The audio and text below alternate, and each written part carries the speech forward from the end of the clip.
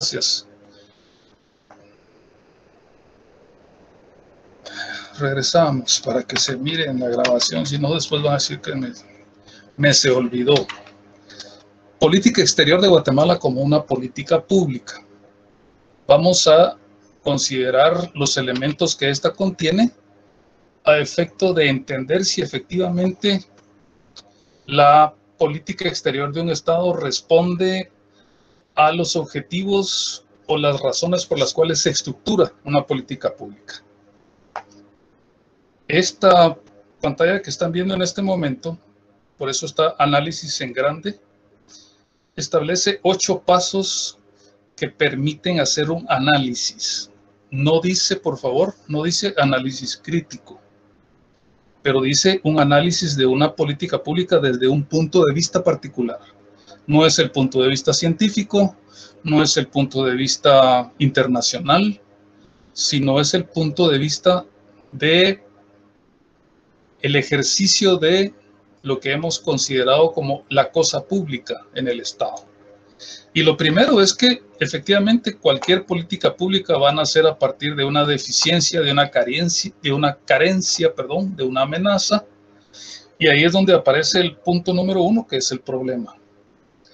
Cuando hablamos del problema, entendemos ya lo que hemos aprendido en las últimas clases, en la unidad 1, que efectivamente es esa situación de malestar que no favorece el alcance del bien común de los ciudadanos de una comunidad en cualquier tamaño de su consideración dentro del marco del Estado.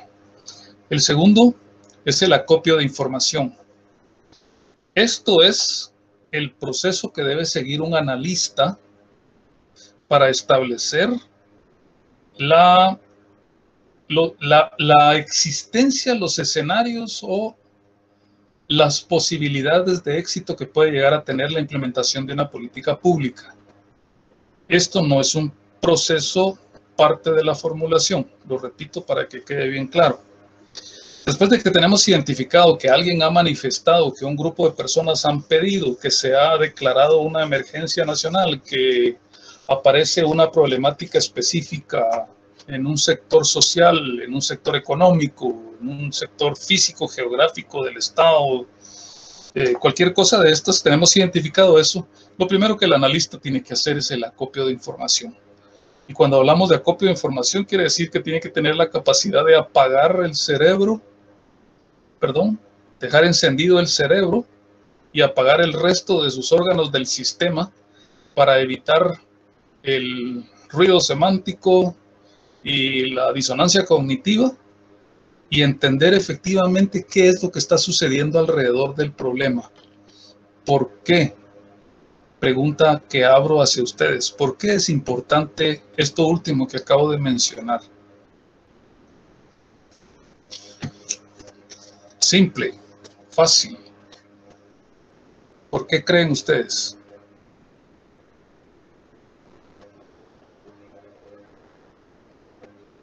Catherine está viendo para abajo, en algo está buscando por ahí. ¿Alguien? Ninguno. Ok. Se necesita hacer acopio de información porque la problemática social también es una herramienta de manipulación mediática y social. Una identificación de un problema necesita establecer todos los pormenores del problema y no la exacerbación de sentimientos alrededor de un problema manifestado. Hay un caso muy particular, no quisiera entrar en controversia, pero se suscita con el tema de la invasión de fincas. Uno de los personajes que lideran a estos grupos, como sucede con los asentamientos humanos, que ya tienen otro nombre y no me recuerdo cuál es ahorita, con los grupos de vendedores informales, con los grupos de vecinos que se organizan cuando tienen un problema y necesitan llevar sus sus necesidades a la autoridad local, etcétera. Existen en algún caso algunos sindicatos, existen pseudo líderes que viven del dinero que reúnen a partir de el trámite, el seguimiento o las actividades que se van alrededor de una problemática planteada por los vecinos o por la gente que está organizada. Casos concretos les mencionaba en el tema de las invasiones de fincas. Casos concretos les mencionaba el abuso o la invasión de espacios públicos por parte de los vendedores informales. Y así como esos hay muchos otros. Estos elementos provocan una reacción mediática que en ocasiones, repito, exacerba, aumenta, incrementa, hace más ruido una pseudo problemática que se está planteando. Hasta el día de hoy estoy tratando de entender cuál fue la razón por la que un grupo de personas abusivamente con las caras tapadas se dispusieron causar un caos de tráfico en la avenida Petapa justo enfrente de la entrada a la Universidad de San Carlos. ¿Qué pretendían? ¿Qué iban a obtener? ¿Qué lograron? ¿Quién es el beneficiado detrás de esta situación? ¿Qué tipo de problema hay? ¿Es ese problema como dicen en los medios en ocasiones o algunos analistas, es un globito que sirve para distraer la atención de la sociedad sobre un tema u otro? O al revés, un globito que sirve para efectivamente atraer la atención a la problemática. Lo hemos manifestado en el principio de la unidad, que esa es una característica que tiene que ser identificada siempre dentro del tema de las políticas públicas. Es que estamos hablando de la política nacional y entre la política nacional estamos hablando de todos los extremos del abanico de colores ideológico o del abanico de intereses sectoriales, desde la pobreza extrema hasta la máxima riqueza en este país. Al tener el acopio de la información, el analista tiene que saber qué tipo de intervención es la que se pretende. Y ustedes se van a dar cuenta que hay casos tan particulares que fácilmente ustedes pueden identificar el tipo de intervención pretendida. Lo comentábamos en las clases pasadas sobre la situación que se da con el tema de la precariedad de la vivienda, por ejemplo, debajo del puente Belice. Un tema que yo viví particularmente porque fue justamente al principio de mi gestión como concejal. Abajo del puente Belice, la dejadez de las autoridades favoreció la invasión de terrenos en zonas altamente peligrosas y que no cumplen con los mínimos requisitos para ser vivienda. Y estas personas se asentaron ahí. Las autoridades, con el objeto de obtener espacios políticos a su favor, vieron que ahí había un importante número de votos y por lo tanto encontraron la manera de hacer una simbiosis. ¿Alguien sabe qué quiere decir simbiosis? Gracias, Charlie. Sí, eran invasiones al origen. Gracias, comunidades. Diana, entiendo. ¿Qué es una simbiosis? Alguien que por favor me lo diga. Quiero saber si están despiertos. Solo veo a Diana y a Catherine ahí moviéndose para todos lados, pero ya hay nadie más.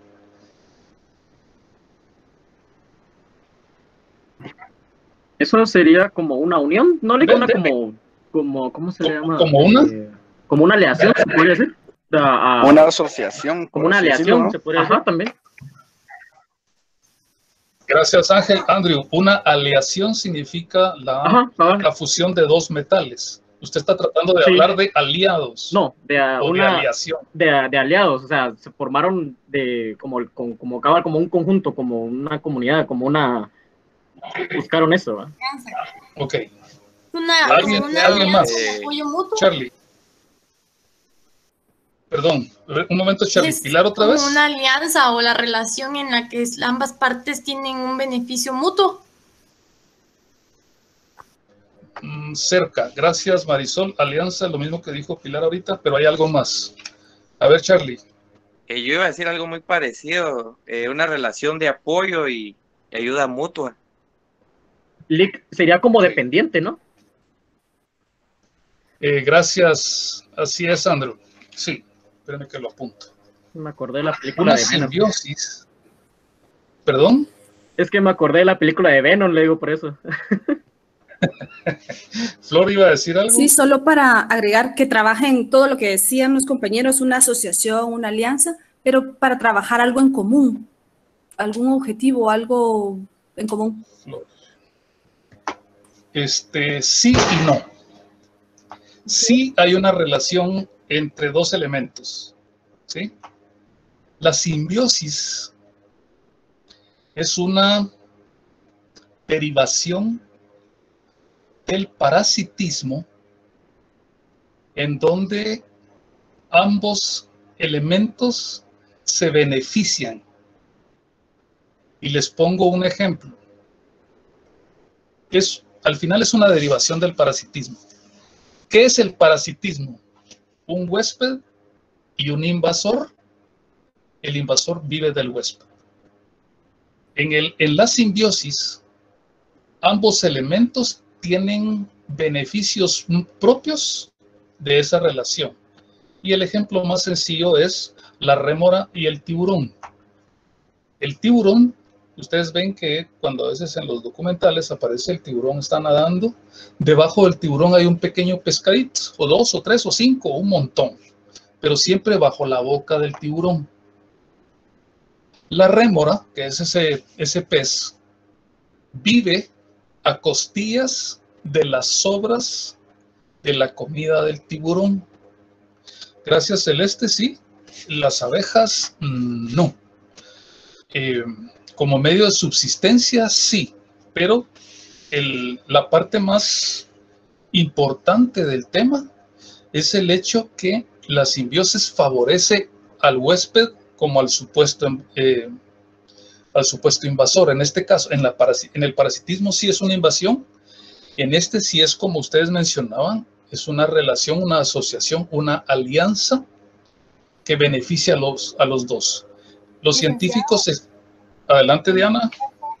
En ese caso, o sea, sin ganas de insultar a nadie, se podría decir que es una simbiosis del Estado junto con la Iglesia. ¿Con las iglesias? Ajá. Porque al final ambos resultan beneficiados, pues. Déjeme... Hay un tipo para su Déjeme contestarle después de que termine la idea. Pero yo creo que ni ninguno de los dos, ni parasitismo ni simbiosis. Ahí hay una relación amor-odio. Y más que todo, mi particular opinión, esa es una relación simplemente política.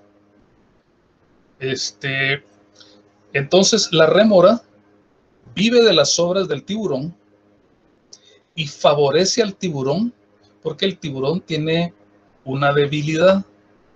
Y su debilidad es que su vista es muy limitada. Similar situación acontece con el rinoceronte, que también es un animal muy poderoso, pero su vista es muy limitada. En el caso del tiburón, la rémora le avisa al tiburón sobre la posibilidad de tener alimento cerca, la posibilidad de peligro, etcétera, que el tiburón no puede ver. Y la rémora le favorece. Mientras tanto que, sin que el tiburón tenga que perder nada, y la rémora tampoco, el tiburón come y de las sobras de lo que come, la rémora se subsiste. ¿A dónde voy con este tema? A que en el ámbito político hay una relación simbiótica entre algunas agrupaciones sociales y políticos de turno. Y esto no lo digo yo, sino que simplemente ustedes agarren un documento cualquiera y léanlo, una noticia, etcétera, y se van a dar cuenta. ¿Cuáles son los objetivos que han alcanzado los sindicatos del Ministerio de Educación? ¿Cuáles son los objetivos que han alcanzado los sindicatos del Ministerio de Salud? ¿A cuántos gobiernos ha apoyado el señor Joviel Acevedo? ¿Qué beneficios ha obtenido el gobierno? O perdón, mejor seamos más claros. ¿Qué beneficios le ha dado al Estado que los huéspedes temporales de la silla presidencial tengan una buena relación con uno de los personajes que los medios de comunicación y que la mayoría de analistas sobre la temática manifiestan como el peor lastre en la educación y el desarrollo de Guatemala, que es este personaje? ¿Cuál es esa razón de ser en donde el personaje, el grupo social, etcétera, maneja una simbiosis con el poder, el tomador de decisiones, y qué beneficios trae eso al Estado? De ahí la importancia de entender que el acopio de información requiere que tengamos la cualidad crítica profesional, ética igual, de establecer todos los elementos que hay alrededor de una problemática planteada a nivel social. La mayoría, y no todas, pero la mayoría de las políticas públicas nacen de una necesidad sentida. Efectivamente, uno de los problemas que tiene precisamente esa simbiosis es que favorece, como lo dice una compañera, favorece sus intereses y tener privilegios que de otra manera no benefician a la población educativa. Es correcto. Entonces, regreso. Ante la situación dada, ¿qué beneficios obtiene el Estado? El tomador de decisión tiene la obligación de hacer una intervención. ¿Qué tipo de intervención la va a hacer? ¿En base a qué va a tomar sus decisiones? ¿Cuál va a ser el logro? ¿Cuál va a ser la medida de cumplimiento que se va a generar a partir de la intervención que se va a desarrollar? Se recuerdan que esta gráfica que les estoy presentando explica en general la forma como ustedes de manera analítica tienen que evaluar la política que se les está presentando. Cuando ustedes comprenden el escenario alrededor del problema planteado, entonces entienden por qué hay un tipo de intervención pretendida. Si ustedes fueran el alcalde de la ciudad de Guatemala y tuvieran que tomar una decisión sobre la problemática bajo el puente de Belice, ¿qué decisión deberían tomar?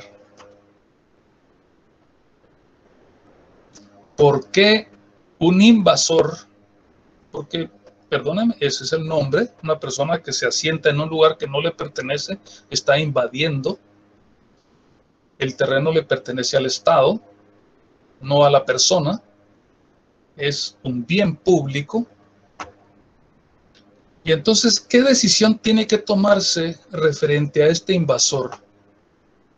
¿Por qué yo, que tanto sueño con vivir en un bosque, no me puedo ir a meter al Parque de Naciones Unidas en medio de los pinos, en la mejor vista que haya del lago de Amatitlán, sentar mi champa y decir, aquí vivo yo? Y exigirle al gobierno que se ponga la frase conocida, le ponga la mano en la conciencia, no sé dónde tengo la conciencia para ponerme la mano, y que me deje vivir ahí. ¿Sí? Y entonces, cuando vemos el tipo de intervención que se pretende realizar con la ejecución de una política pública, vemos que también se están favoreciendo otro tipo de intereses. Eso lo vamos a ver más adelante. El punto número 4 nos establece que debemos generar criterios de análisis. ¿Qué es un criterio de análisis? O sea, suena muy interesante, pero ¿qué es lo que significa un criterio de análisis? Hay varios de ustedes que no han participado en la clase y sería buen momento que lo hagan para tener sus asteriscos. ¿Qué es un criterio de análisis? ¿Qué se les ocurre? Muy bien, nadie. El criterio de análisis son todos aquellos elementos que nosotros creemos que deben de incidir favorable o negativamente en la realización de una intervención. ¿Qué tipo de intervención puede ser? Ya les hemos hablado de que hay intervenciones infraestructurales, hay intervenciones de seguridad. Y cuando digo intervención es porque es la participación del Estado en solventar la problemática que se plantea en un periodo de tiempo determinado. Entonces, cuando ya se tienen los criterios que ustedes necesitan tener para establecer lo que significa esa política pública para el Estado de Guatemala, evalúan si es factible o no. Generalmente la evaluación de factibilidad se conoce aún antes de empezar a hacer la evaluación. ¿Por qué? Porque el menos común de los sentidos es el sentido común, pero generalmente cuando nosotros vemos todo lo que se suscita alrededor de una situación, estamos estableciendo efectivamente si algo es o no factible, simplemente por sentido común. Pero ustedes tienen que hacerlo de manera ordenada. La evaluación de factibilidad requiere herramientas de análisis. ¿Cuántos de ustedes conocen la herramienta de análisis FODA, Ishikawa o espina de pez? Solo Catherine dice que no. Diana también, pero está usando el abanico, entonces no sé si es que no o es el abanico. No, tampoco. Ok. De repente tenemos oportunidad más adelante de ayudarles a aprender a manejar esas herramientas. Cuando ustedes utilizan estas herramientas, tienen la posibilidad de plasmar de manera concreta todos los elementos que están alrededor de una problemática y les favorece establecer cuáles son los caminos que se pueden seguir para solventarla. Entonces, se evalúa que es efectivamente bueno o no, y después se hace otra evaluación, que es la número 6. Evalúan ustedes si los tomadores de decisión van a ser capaces de decidir lo que es mejor para el Estado. Y regresamos al tema que tanto daño hace al Estado, que son las 3 agendas. Hay una agenda que puede favorecer intereses sectoriales. Y esto rompe el esquema de los objetivos de una política pública. Pero entonces, ¿será que el tomador de decisión tiene la capacidad de tomar la decisión? ¿Sí? Y el siguiente paso, más sencillo también, es establecer efectivamente el costo-beneficio. En algún momento recuerdo que un analista, en una reunión que sostuvimos, y no la olvido, en Sudamérica, un analista en el tema de telecomunicaciones mencionaba que la manera más fácil de establecer si una intervención privada era o no, pública, era o no buena para un Estado, era dividir el costo dinerario contra la cantidad de personas que se iban a beneficiar por la intervención. Entonces yo le dije que realmente se miraba muy sencillo el hecho de dividir dinero contra personas, pero que las políticas públicas, como los proyectos de telecomunicaciones para la introducción de telefonía rural en aquel tiempo, de introducción de internet, acceso a internet, etcétera, la voz sobre IP y otros detalles, era lo mismo, que no podíamos dividir el dinero invertido contra la cantidad de personas beneficiadas porque había una trascendencia temporal. Si la trascendencia temporal se pudiera calificar, cuántas personas iban a ser beneficiadas en cuánto tiempo, los costos iban a ser muchísimo menores. Y esto tiene que identificarse estableciendo cuál es el costo-beneficio de esa intervención. Y por último, cuáles son los escenarios que se van a dar si los tomadores de decisiones hacen lo que tienen que hacer, si no lo hacen o si simplemente dejan pasar las cosas. ¿Por qué es diferente no hacerlo y dejar pasar las cosas? Porque si no lo hacen, ese grupo social que está manifestando el problema puede entonces sí tomar acciones más contundentes. Y si dejan que la situación pase y es un tema de extrema necesidad, de extrema urgencia o de riesgo, puede causar pérdida de vidas humanas. Hasta ese punto el análisis es muy simple. Ahora, cuando hablamos de la política exterior como política pública, tenemos que identificar varios elementos. Entre ellos, la situación y los desafíos del Estado. Otro, ¿cuáles son los objetivos que el Estado busca cumplir para solventar los desafíos que tiene? No estamos hablando que el objetivo del Estado es el bien común, no. Ya estamos hablando de que el bien común es su meta superior, pero el Estado tiene que enfrentar los problemas que tiene enfrente. Aquel es el fin ulterior, ¿sí? La meta, pero estos son los problemas que tiene que enfrentar para lograr esa meta. Y generalmente son los temas de corto y mediano plazo. Luego, la capacidad que tiene el instrumento, ¿sí?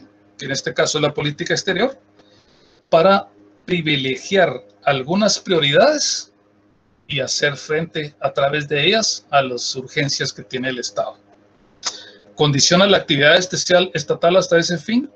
¿Por qué? Porque le obliga al canciller, obliga a los diplomáticos, obliga a los cónsules, obliga a los secretarios, obliga a todo el mundo a seguir una línea específica de actividades que van en miras de cumplir esos objetivos a corto y mediano, pensando en el de largo plazo.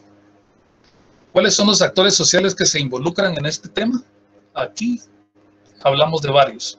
Uno de los más visibles, no necesariamente de los más reconocidos, pero sí uno de los más visibles, es el del migrante indocumentado. Recordemos que hay migrantes documentados. Recordemos que este país, durante el conflicto armado y posterior a este, no ha tenido la capacidad de mantener en suelo patrio los grandes cerebros, las grandes inteligencias, los grandes profesionales que han visto que en este país no pueden alcanzar sus objetivos más altos, entre ellos la excelencia, y han tenido que emigrar. Ejemplos, ahí está Luis Bonán, ahí está Ricardo Arjona, ahí está el doctor Castañeda, ahí están cientos, tal vez miles, de guatemaltecos con altísimas capacidades profesionales que deberían de estar haciendo este país grande y se han tenido que ir. Pero son parte de los actores sociales que le dan sentido a una política exterior. ¿Cuál es la política exterior, la política de Estado más importante en el tema del exterior en este momento? No son los migrantes. Los migrantes conforman una parte importante de esa política exterior, o deberían conformar, porque hasta el momento no hay una política exterior en este país.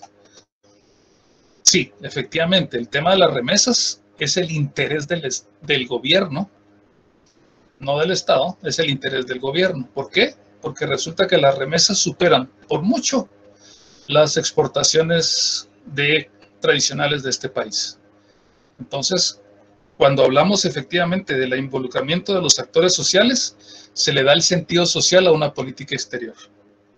Hay una calendarización, eso ya lo entendemos, establece métodos de evaluación, ya los conocemos. Se recuerdan que en la conferencia Pedro nos hablaba que hay efectivamente 8 ejes en los que está trabajando el ministerio bajo el marco de su Plan Nacional de Innovación y Desarrollo, dentro del marco de los objetivos del del Milenio, Objetivos del Desarrollo Sostenible y el CATUM. O sea, hay una estructura bien diseñada y ellos han enfocado dentro de esa estructura líneas de trabajo. Porque si hablamos de migrantes, como lo menciona Carlos Peralta, si hablamos de migrantes podemos hablar migrantes, temas remesas, migrantes, temas retornados, indocumentados y su falta de oportunidades en Guatemala y ¿cómo se llama? Y la necesidad de darles trabajo. Si hablamos del tema migrantes, hablamos del tema de los batallones de migrantes que van a trabajar a Canadá. Hay varias líneas hacia donde se puede ir una política.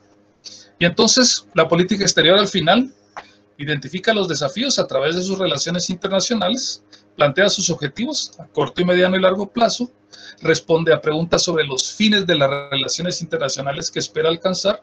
Recordémonos, se los he mencionado, el plan de este gobierno es precisamente promover a través de todo el personal diplomático, consular y misionero de las misiones comerciales, etcétera, en el exterior, promover el desarrollo de negocios, ¿sí? La generación de riqueza, inversiones. Esa es una de las actividades puntuales que está desarrollando el ministerio. Entonces ahí está. Esto, al momento de tener una política exterior, obliga al Estado a actuar en esta línea. Se recuerdan que hemos hablado que Guatemala no tiene una política exterior escrita. Y si ustedes leen, por ejemplo, los lineamientos de política exterior publicados por Harold Caballeros, por Harold Rodas, por cuantos otros personajes que han pasado por ese lugar, otros que ni siquiera lo han mencionado, como Carlos Raúl, que en ningún momento publicó esos lineamientos o las ideas de lo que pretendían hacer durante el gobierno del PP y posterior. No existe esa política como tal, no hay un documento, por lo tanto Guatemala debería tener una política pública exterior, no la tiene. ¿Cómo lo hace? Ahí están los métodos. Esas son las preguntas que se desarrollan. En ese momento 68 políticas públicas, lo volví a poner, se me había olvidado, 71 en este momento. Vamos al siguiente tema, que ya nos deja ahí. La política exterior de Guatemala, para ser evaluada, necesita ser enfrentada desde varios puntos de vista. El primero es los compromisos internacionales. El segundo, el impacto económico que va a desarrollar o que va a lograr esa política exterior. El tercero es el impacto social que va a traer. Aquí ya vemos tres elementos que ustedes deberían considerar a la hora de hacer un análisis sobre el tema. ¿Cuál es el impacto económico? Probablemente por eso es más grande ese círculo que el de los compromisos internacionales y el del impacto social, porque la política exterior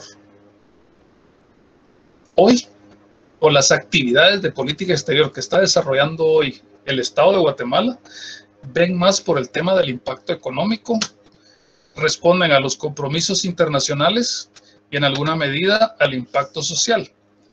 Ahí hay un factor oscuro que también tiene que ser considerado, el impacto político. ¿Sí? ¿Por qué es importante el impacto político? Porque Guatemala es parte de una región. Guatemala no podrá subsistir sola en el marco de las relaciones comerciales internacionales. No es lo mismo 17 millones de personas que 50 millones de personas. ¿De qué estoy hablando? De la integración regional. Y ese es un factor político.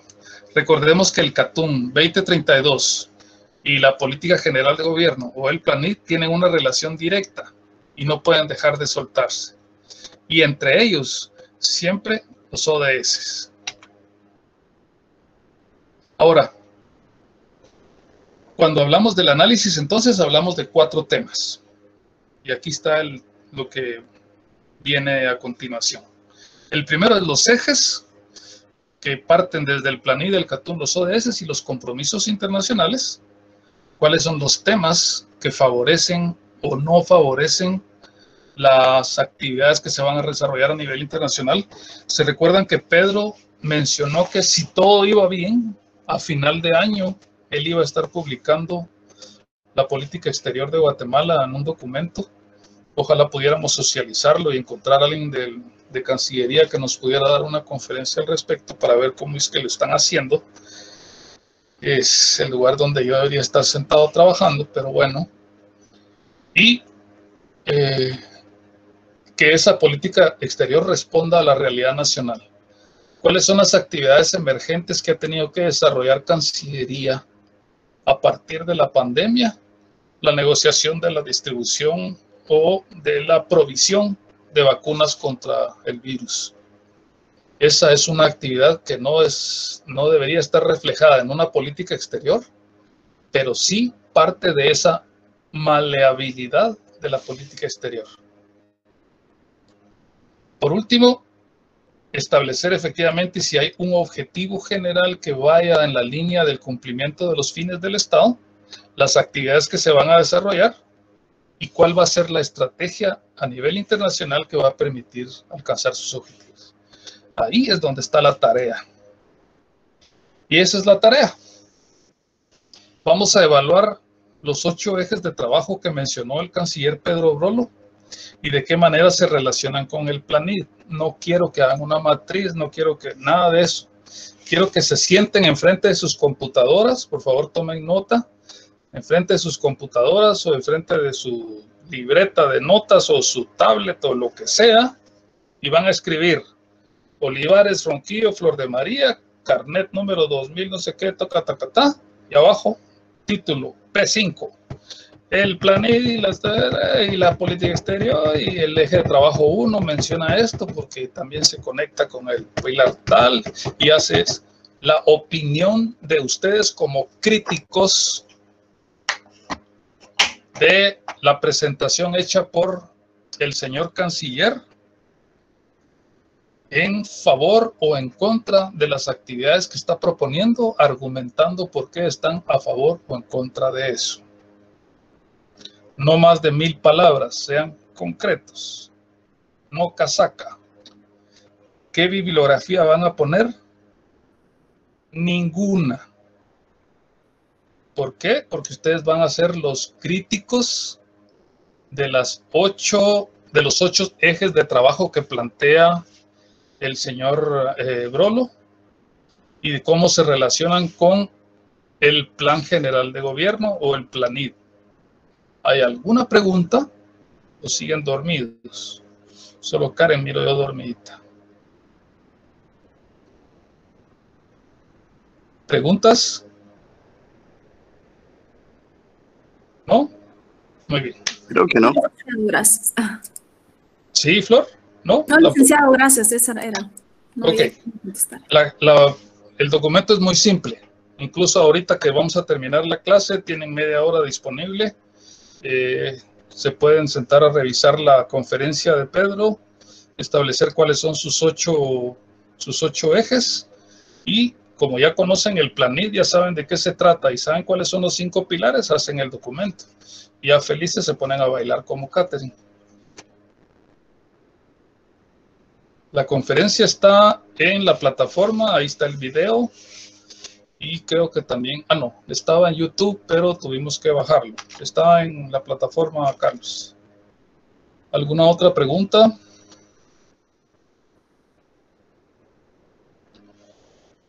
Pueden darse la paz y podéis ir en paz. Pasen buena noche. El link de Drive al grupo, excelente. Por favor, Lolita. Ahorita Lolita nos va a hacer favor de pasar el link en el grupo para que puedan ingresar y hacer su tarea. Mientras más rápido la presenten, mejor. Yo estoy tratando que el viernes ya vamos a tener actualizados todos los datos de los puntos que teníamos pendientes. Ya se hicieron todas las correcciones que me pidieron. Ya se fueron varios estudiantes, ya somos menos. Y les pueda presentar ya cómo van sus zonas. Respecto al video, no se ven los 8 ejes completos. Los menciona. Tiene razón. Ok, no hay problema. Por favor, revisen eso del video y si hay algún problema voy a comunicarme yo con la gente del ministerio para que nos trasladen copia de la presentación que hizo Pedro. Ok. enterado.com. Muy bien. Gracias, licenciado. Sí, gracias. Pasen feliz noche. Gracias, feliz noche, licenciado. Gracias, feliz noche. Gracias. Feliz noche, licenciado. licenciado. Buenas noches, muchachos. Adiós, Lick. Feliz noche. Un gusto. Buenas noches. Estoy tratando de entrar a WhatsApp para comunicarme con